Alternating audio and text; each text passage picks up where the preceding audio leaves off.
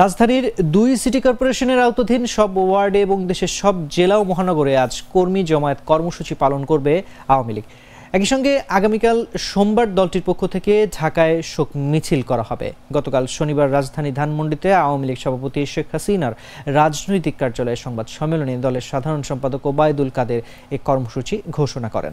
ওবায়দুল কাদের বলেন, কোটা সংস্কার আন্দোলন ঘিরে উদ্ভূত পরিস্থিতিতে আওয়ামী লীগ শিক্ষার্থীদের সঙ্গে কোনো সংঘাত চায় না।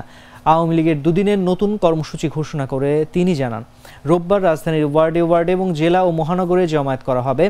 সোমবার বিকেল ৩টায় রাজধানীর ইঞ্জিনিয়ার্স ইনস্টিটিউশনের সামনে থেকে বঙ্গবন্ধু ভবন পর্যন্ত বঙ্গবন্ধু শেখ মুজিবুর রহমান সহ ১৫ আগস্টে নিহত এবং সাম্প্রতিক সহিংসতায় নিহতদের স্মরণে শোক মিছিল করা হবে।